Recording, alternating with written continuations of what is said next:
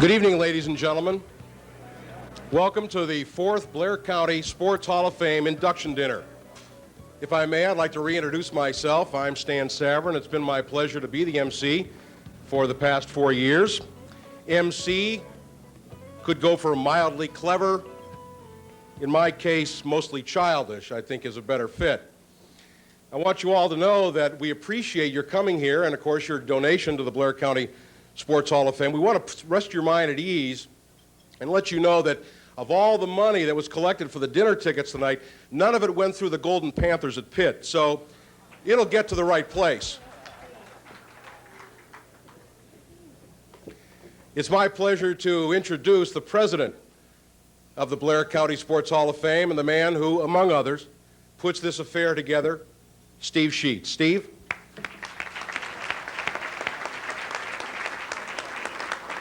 Thank you, Stan. Good evening.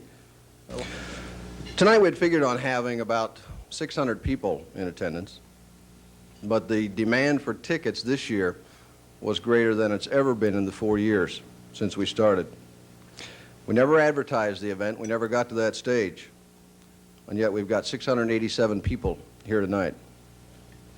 We have tried our best to accommodate everyone, and if you're one of the unlucky ones who happens to be behind one of the beams, I encourage you at this time to just pick up your seat and move it to an open spot where you can see and enjoy the program.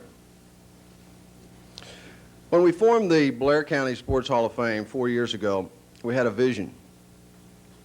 Part of that vision was to build an organization that would honor our sports legends. And we decided we could best do that by inducting our legends at a dinner like this. Your support over the past 4 years has been extremely encouraging to us, and because of that support, this event has continued to grow in stature. In addition to building an organization and establishing ourselves as a viable Hall of Fame, we also had a vision, a dream, if you will, to build a permanent facility where we could display memorabilia from the past and help to preserve the great sports tradition in Blair County. We still share that dream, and although the timing isn't quite right, someday that dream will become a reality. We've been offered a lot of memorabilia from the past, and someday we're going to collect those items along with the faces of our inductees, the faces here, as well as the others. We've got 23 of them now. And along with all of the photos and videos and newspaper articles that we have, and we'll have a facility to display those items for all Blair Countyans to see and enjoy. Well, so much for our long-term dream. Tonight is also part of our dream. Once again, we've got a great group of inductees. We've also got a great group of presenters here to help induct them. And in keeping with our tradition, we've also got a great speaker, I hope so, in Roy Firestone, who sat next to me and assured me he was a great speaker. And tonight we'll also announce our 1990 scholarship winners. Our past events have all been memorable, and I'm sure this one is going to be as well. Once again, I want to thank the members of the Blair County Sports Hall of Fame, the committee who has worked so hard to make this evening possible. And a special thanks to my secretary, Nikki Barnes, who really put forth a lot of effort to make this evening happen. And once again to Donna Hilling and her staff. They've done an excellent job and have really cooperated with us and made this happen. And I thank all of you for your support. I hope you have an enjoyable evening. Thank you.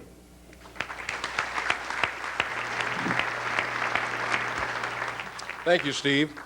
While it is true that there are 687 people in here, what Steve forgot to mention was that 585 of them are from the Benson family. I'll tell you what, if a fight breaks out, I want to be with you guys because you got everybody outnumbered.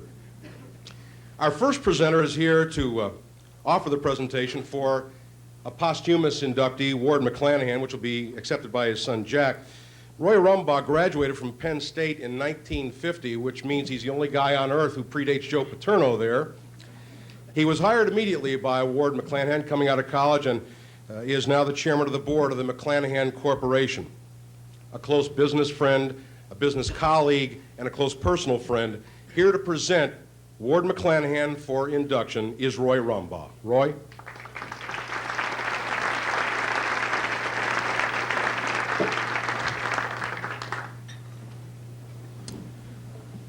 President Steve, distinguished persons at the head table, and honored guests. It's truly a privilege for me to share with you some of the fond memories and recollections of my association with a longtime friend who happened to be my employer, and now Blair County Sports Hall of Fame inductee, Mr. Ward McClanahan.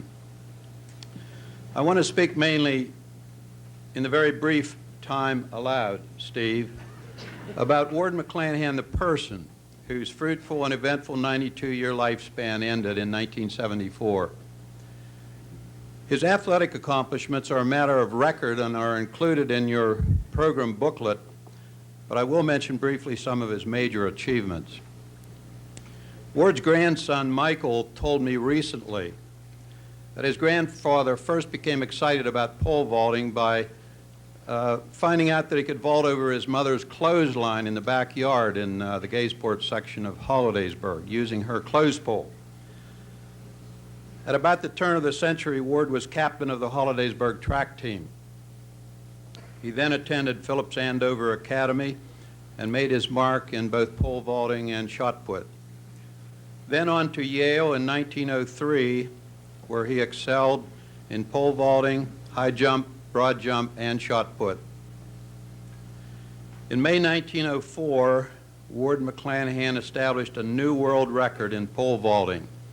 He cleared 12 foot in a field meet between Yale and Princeton, arch rivals. The record, by the way, has since gone up and up as they have improved on the type of pole used, which vaults them higher in the air. Also in 1904, he was a fourth place medalist in pole vaulting at the St. Louis Olympics. The Olympics then did not carry the prestige that it does now, but the prowess of the individuals participating was equally as good. One of his proudest moments, I'm sure, was his election to captain of the Yale track team in June of 1904. I first met Ward McClanahan in late 1949 when he interviewed me for my first job out of college, Penn State, as has been mentioned. He left no doubt in my mind that his main purpose was to hire a person, not necessarily a mechanical engineer, but hopefully so, who would meet his standards. He never even asked for my grade transcript, and I was rather thankful for that. I worked with and was greatly influenced by Ward McClanahan for 24 years until his death in 1974, and then 14 additional years with his fine firm in Hollidaysburg until my retirement in 1988. Ward McClanahan was one of the most honest men I have ever known. Honesty and integrity continue to be important hallmarks of success in the 155-year-old firm in Hollidaysburg, which bears his name.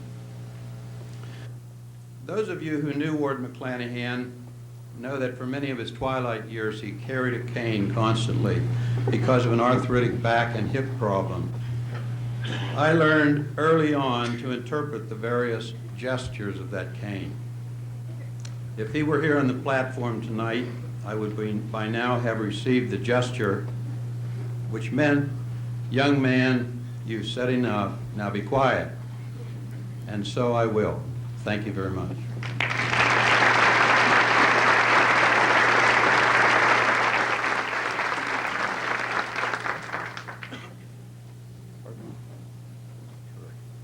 Steve thought I was going to forget to call the person up to receive the award. That's all right, Steve. I would like now to call forth Mr. Charles Jackson McClanahan, better known as Jack, who, by the way, is father of Michael, who is known by many of you. Jack is the son of the late Ward McClanahan, and he will receive the award on Mr. McClanahan's behalf.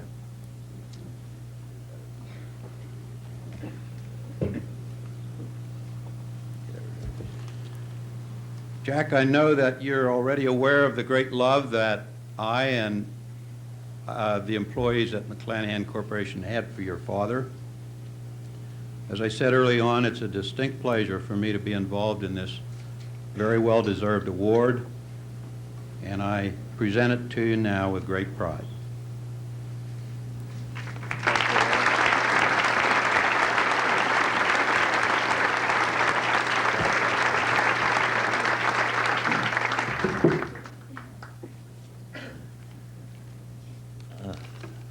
Thank you, Roy, and President Steve, and all of you who are participating in this evening's celebration. I bear greetings. There's no place I would rather be than to receive this award for my father, and do so in the name of all of his descendants who are gathered here tonight. Since time is of the essence, I will not introduce them personally, except to say that there are 3 grandsons and the mothers, 1 granddaughter, 3 wives, 1 nephew, father-in-law. And I will introduce and ask him to stand a great-grandson, Jonathan McClanahan. He can stand for all of us.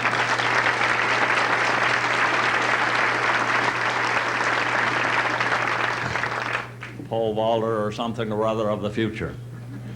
These people have gathered to join us in this celebration from as far away as Michigan, North Carolina, Washington, D.C., and Hollidaysburg. I commend you all for establishing this Hall of Fame, and I'm sure my father would be here to say amen.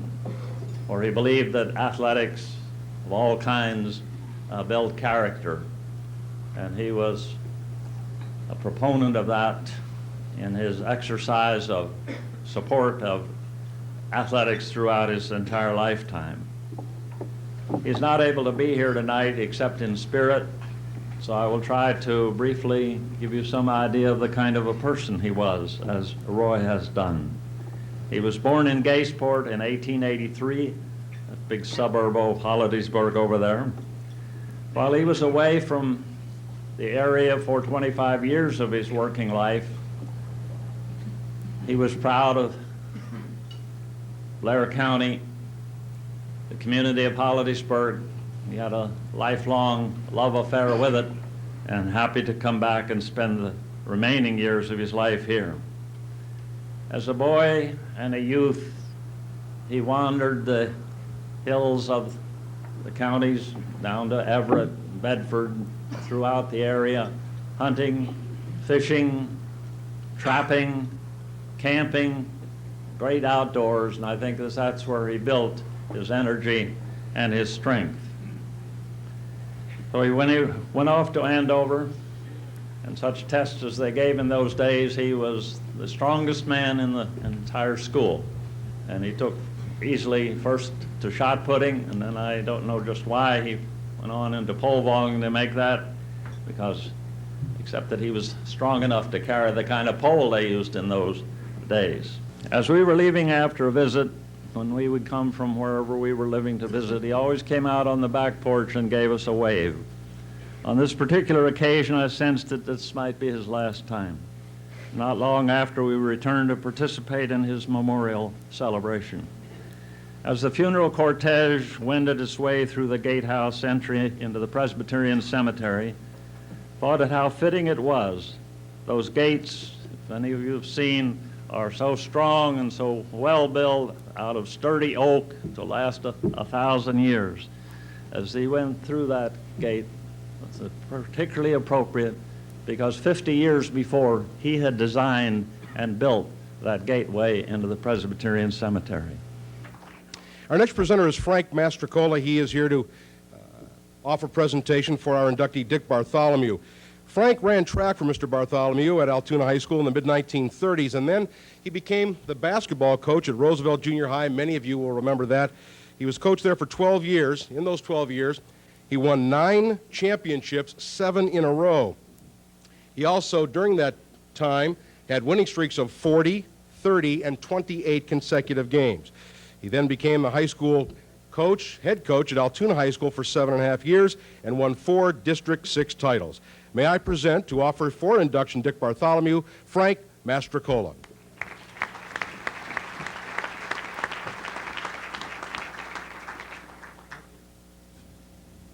Board of Directors, folks on the podium, Hall of Famers, ladies and gentlemen, and you.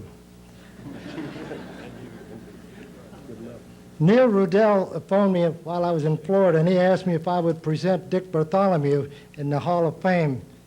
I said I'd be honored.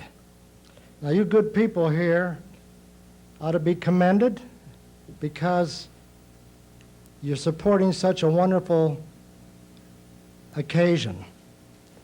And I look out over the group here and I see a lot of my friends, like old home week. Dick became the head track coach of Altoona High School in 1930 to 1946, and his teams never lost a high school track mate in all those years. I say, Dick, that's simply great. Dick is a humanitarian. He coached in the Great Depression, and many of his boys ate dinner for a good square meal at his home. Well, Dick started as a classroom teacher, and he climbed up the ladder and retired as superintendent of schools. And along with that, he pursued the game of golf. And he became the senior citizen champion of Pennsylvania in '85. Last year and the year before. And 85 years of age, I think that's terrific. Good going, Dick.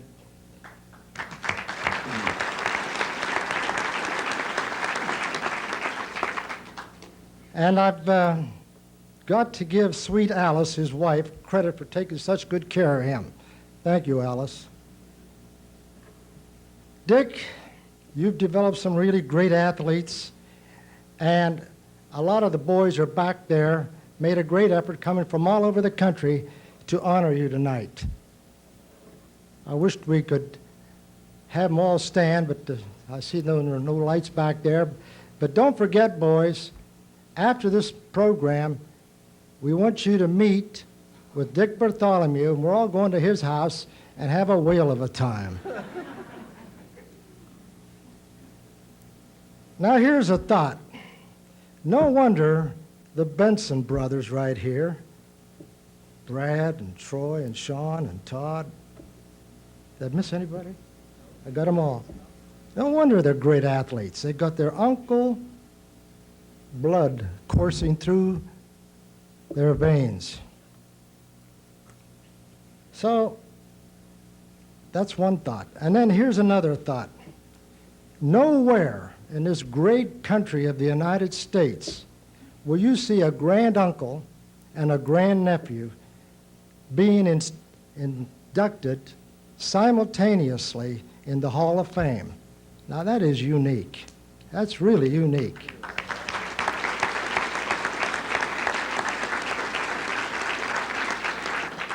And so the moment of truth has arrived. I want to introduce to you my coach, our coach, a great man, my All-American, Hall of Famer, Dick Bartholomew.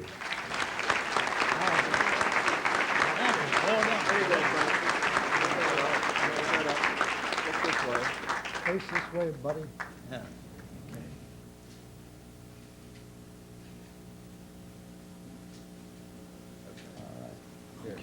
Thanks a lot. I'll keep it. Steve, members of the Hall of Fame, and friends. Thanks, Frank, for going out of the road a little bit on that story. But this has been a long road to this induction this evening. It's like a morning dream. Life becomes more and more bright the longer we live, and the reason for everything becomes more clear. You know, youth look ahead. Seniors, old agers, look back. But middle agers, they just look.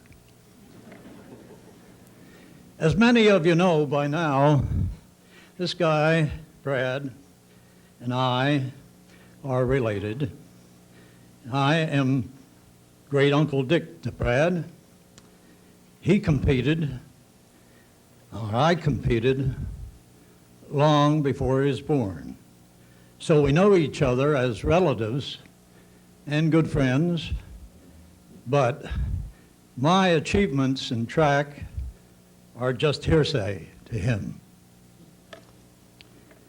Now, it's impossible. Well, Steve, in order to shorten this somewhat, I'm going to skip what's in the program. I don't want to bore you with that. So I'm going to take this occasion to thank all who have contributed to my presence, not all of you, but some, my presence here tonight. I owe a special debt of gratitude to my parents, brothers, wife, and daughter Nancy, who's here tonight. She lives in Mount Clemens, Michigan. Also, my sincere appreciation to Al Bates, a Penn State classmate, roommate, and fellow athlete, who was a place winner on the United States Olympic team in 1928.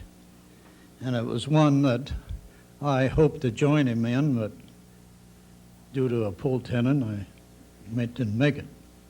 I want to thank also my Penn State track coach, the late Nate Cartmell, a former Olympic sprinter from University of Pennsylvania, and a protege of the famous Mike Murphy, who I think has set the stage for track coaches all over the nation, even the trainers in New York City. Mr. Sims have copied some of Mike Murphy's ideas on training. Then, thanks to one of Pennsylvania's outstanding educators, Dr. Levi Gilbert, who came to Altoona the same year I did, 1930, and who was high school principal then, and later became Altoona's superintendent of schools. And then to Snaps Emanuel, coach of football and basketball, and who had the weight men in track. And Harry Dingus in the pole vault. He was a pole vaulter for me in 1932, and then later became coach of the pole vaulters, and Harry is here this evening. Congratulations, Harry.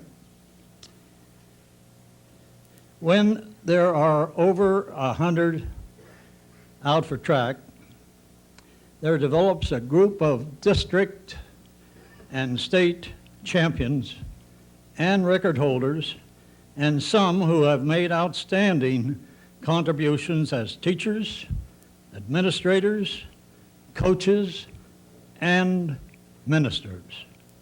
From this group, there are many here this evening.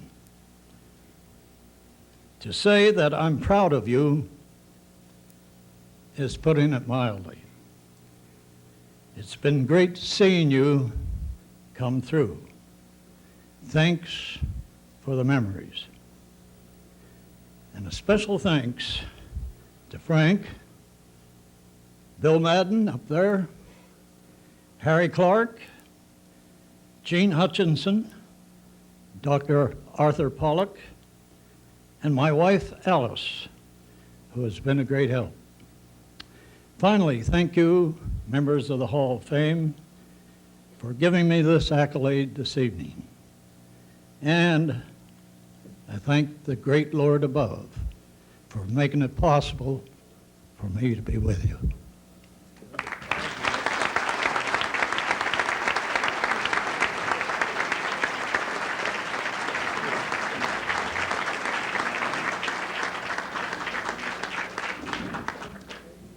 You can't see it from where you're at, but from my vantage point, everybody brings up little notes that they want to remind themselves of what they want to say. And I don't think I'd be offending anyone to say that Mr. Rumbaugh, Mr. McClanahan, Mr. Bartholomew, just a couple years older than I am. The printing on their notes is about that big. Mine is like that, and I have to wear reading glasses. Something's wrong here. There's something definitely wrong. We come to a dangerous part of the program. We have to bring Mike Irwin up. And he presents the scholarship winners. Now, I should warn Roy and warn Phil. Last year, Mike questioned the intelligence quotient of our guest speaker, who was a blonde-haired quarterback from the South, and he was the guest speaker, so beware at all costs. We do know that Mike will present the 2 scholarship award winners from the Blair County Sports Hall of Fame. Mike?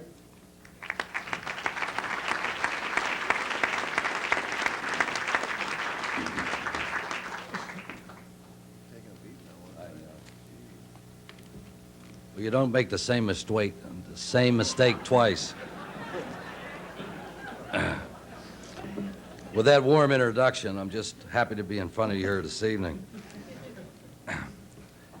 On behalf of the Scholarship Committee, it is my honor to present to you the 3rd Annual Blair County Sports Hall of Fame Scholarship winners. The first thing I'd like to do is thank the other committee members, Jim Lane from Altoona, Terry Lingenfelder, formerly from Claysburg, and John Stoltz from Hollidaysburg. There are only 2 significant areas I thought I would mention this year. The first thing is I think this award is where you're getting more quality candidates each year. I think there's a sense of competition among some of the Blair County high schools out there, so the selection process is getting a lot tougher each year. The other thing is that Hollidaysburg, who won both the male and female award this year, they are the 3rd Blair County high school to win the award. So we now have 3 winners out of the 8 schools in the county. And the other thing is hopefully this award has provided an incentive to our young area student athletes. At this time, I am proud to introduce to you our female recipient from Hollidaysburg Area High School, Miss Mary Wable, daughter of Dr. John and Susan Wable. Mary, if you would please come up, please.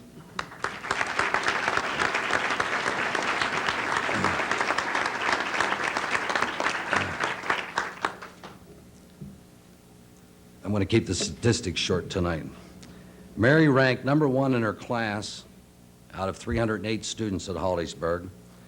She scored 1,270 on her scholastic aptitude test and has a cumulative average of over 100%. Now, I wondered, you know, I wasn't a math genius or anything, but I wonder how you got over 100%.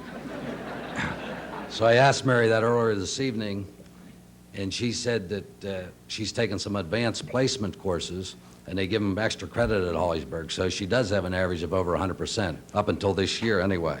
So I think that's most commendable, Mary. Also, she has been the most dominant high school girl tennis player for the last couple years. She was the District 6 champ in the fall of last year, and I know there was a whole list of different tournaments and camps that she won, and I think she's just been a real contribution to the, you know, the tennis program around here, and especially at Hollidaysburg High School. She's received many other numerous academic awards, including the Bosch and Loam Science Award and the Xerox Humanities Award. Mary will be attending Bryn Mawr College in the fall. Ladies and gentlemen, Miss Mary Wable.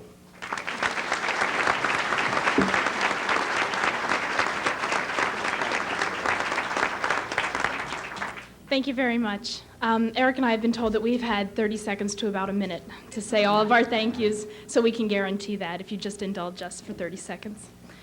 First, it is essential for me to thank several persons for this honor. Of course, the Blair County Sports Hall of Fame for bestowing on me this honor of recognition.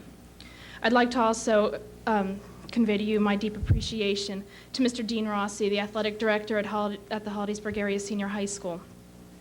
His acknowledgments of our efforts, as well as his dedications to all of his students, have made this possible for Eric and I tonight. Of course, I'd like to thank my coach, who for 4 years has given me everything, including his utmost patience and instruction. I'd also like to thank Steve Jenner for his guidance and his knowledge of the fine points of the game and for believing that this day would come. I'd like to thank my mom, whose gentle insistence has encouraged me to pursue both an academic and an athletic career in high school. Once again, Mom, you've proven to be right. Dad, I'd like to thank you for your enthusiasm and your support, win or lose. To my teammates and my competitors, I owe the deepest thanks.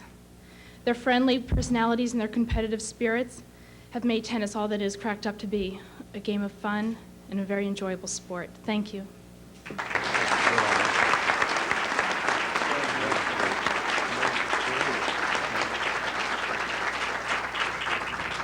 Mary receives a plaque and a $1,000 scholarship from the Blair County Hall of Fame. Thank you.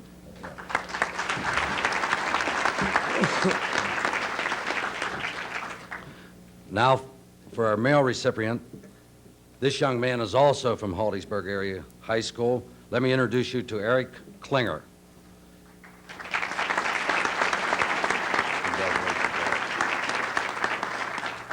Eric is the son of Dr. Rusty and Mary Ann Klinger. Eric was an outstanding athlete in 3 sports, football, basketball, and baseball. He was the leading scorer in Blair County this year in football, where he played wide receiver, and he was also a kicker. And he was a first-team Associated Press All-State football player. He also has won numerous awards in basketball and track, and I know he's still competing in track because the districts of next weekend. Eric ranks 23rd in his class of 308 at Holliesburg Area High School and scored over 1,100 on his SATs. Eric's a member of the National Honor Society and editor of the yearbook. Next year, Eric will be attending Bucknell University. Our 1990 male recipient, Mr. Eric Klinger.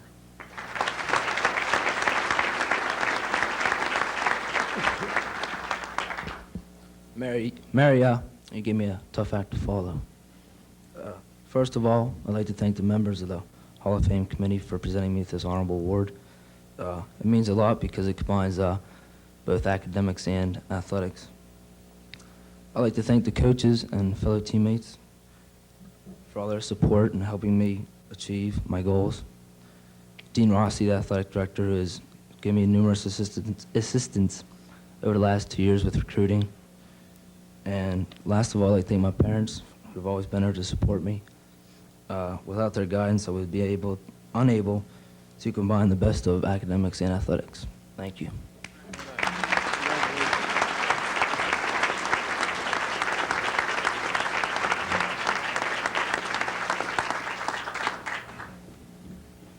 Eric also received a $1,000 scholarship. We congratulate both our winners this evening, and we wish them well in the future. Thank you very much. Not too bad. Thank you, Mike, and congratulations.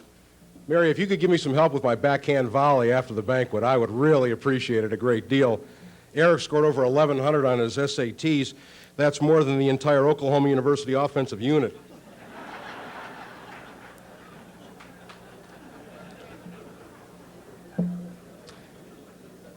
You may not know it, but we, at this moment, are about to embark on a landmark. For the first time ever, we are going to have our first induction to a female into the Blair County Sports Hall of Fame and high time.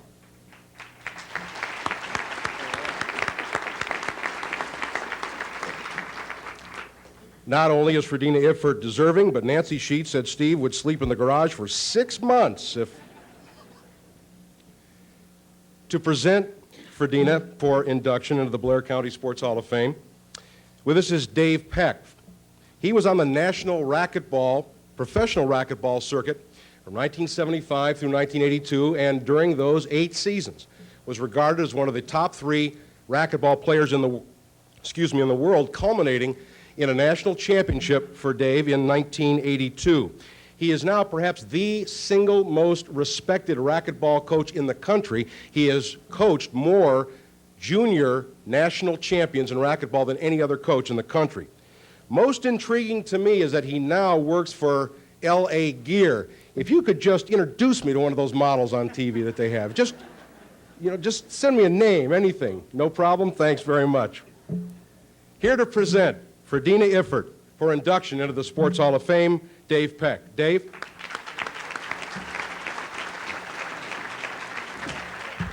Thank you very much, everybody. Well, I've been sort of on a recruiting trip here. I've decided in doubles, I'm going to get the Benson brothers on my side, along with Ferdina. It's a great honor for me to be here tonight, ladies and gentlemen. And talking to Nikki on the phone, she said, well, just tell a little story about Ferdina and how you met. And the story that comes to mind with me right now is my brother and I were doing a camp at Seven Springs. And we were sitting there talking about getting all the meticulous stuff done with the camp to make sure the scheduling and everything was done right. All of a sudden, we heard the crash boom of cannon fire. Okay, so my brother and I walk over to the court number 2. We look over, and we see this huge guy down there, about as big as Brad over there. And I look over to the right, and then there's slender, blonde hair. There's Ferdina. Okay, I'm thinking, first thing I think to myself is, get out of there. This guy's going to kill you. So I'm sitting there, and we're watching, noticing that Ferdina is running this guy all over the place. Okay, and the guy's, stomping his feet and stuff, throwing a little temper tantrum. And this gentleman is up hitting his power serve. He hits it as hard as he can. She steps across, hits it just as hard, past him. Then she walks up to the service zone and proceeds to ace him a couple times. And so I'm watching this, I'm thinking, this is great. What an athlete here. So I start to run downstairs because I want to meet her, of course, right? And those of you that know Ferdina, you're going to love this next part. I go down, and I said, Ferdina, Dave Peck, nice to meet you. She goes, hi, Dave, soft-spoken. I said to her, golly, you hit the ball so well. Her reply, not bad for a spaz, right? Isn't that Ferdina? Right? I said, you're so quick. She goes, well, turtle, a little bit quicker than a turtle. And one of the things that amazed me is here is this tremendous athlete that she's so humble. Something that all us athletes can learn, right, as professional athletes, to sort of take it with a grain of salt. And so as the camp continued, we noticed, my brother and I, as well as the other instructors, that she was a tremendous team player. Namely, she would help us if we needed help. With all the other campers, she would give suggestions, help them out, whatever. Team player. She would even, when she'd skip the ball, hit it into the floor, she'd turn around to try to make everybody feel good. She'd go, that was a great shot, huh? And so it's a great pleasure for me to be able to introduce a person that I've known for a long, long time, who's humble, friendly, intelligent, and very genuine, and basically a Hall of Famer, Ferdina Iffert.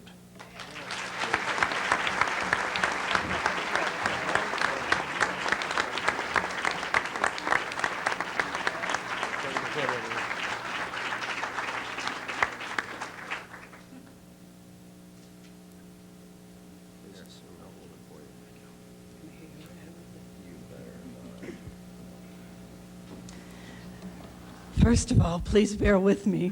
This isn't my normal voice. It's usually bad, but this is even worse.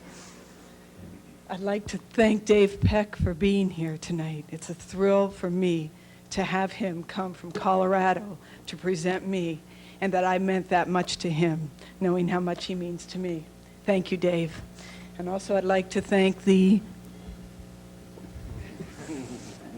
Hall of Fame committee and all of you out there. I'd like to share with you that my honor this evening has been one of the most painful yet positive experiences of my life. Having lost my mother in high school and losing my father 2 years ago, who, bear with me, was my pride and joy. When I found out that I was going to be inducted, I found myself drowning in self-pity because I thought, poor me, here I am, and no parents to really be proud of their little girl. Well, when I thought back on my father, he taught me many things. My father was on dialysis for about 8 years, 3 days a week. And every day that we would take him to dialysis, we would go out the back porch. It started off, he would walk out the porch. Then he ended up using a walker, and in the end he was in a wheelchair. But every time we went out there, he would stop and say, just a minute, and take a big breath of air and fill his lungs with air and say, boy, doesn't that smell good? Isn't this air great? And we would go out to the hospital. And in life, we take so many things for granted, so many little things. And sure, the big things are nice, but it's the little things that are important. And that's why I feel that I have to tell you now that all of your support and love means more to me and is more important to me than anything else. Thank you.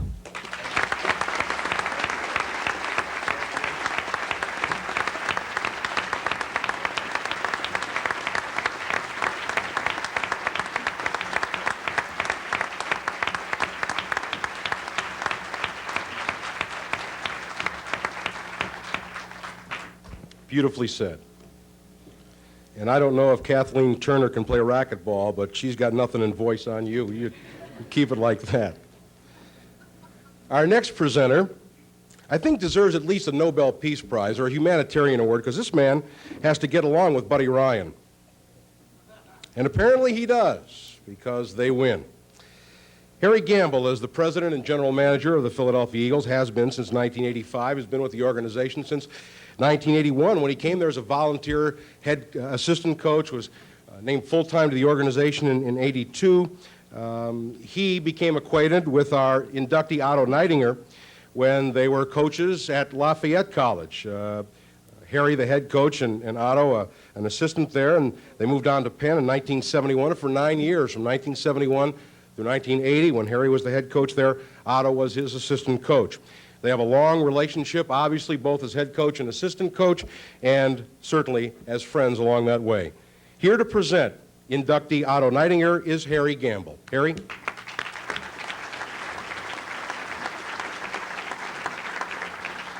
Thank you very much. First of all, let me say how much I enjoy being here this evening. It's really a privilege to be with Otto and to share this special evening, and at the same time to meet all of you fine people who make the Blair County Hall of Fame what it is. There was a reference made to Buddy Ryan. I don't know how much you folks follow Eagle football. I know that there has to be a lot of Steeler fans in the audience, but Buddy Ryan is a quiet, unassuming kind of guy who seems somehow or other to constantly put his foot in his mouth. I am not going to rile up the Bensons, even though Brad is retired, and I know for sure I'm not going to rile up this great quarterback that sits to my right. I want to say congratulations to all of the award recipients, but especially you two guys. You know, I'll tell you something else, too, what I think makes this a great evening. It brings to mind, when we honor a fellow like Otto Neidinger, and of course these others too, of people who have been very important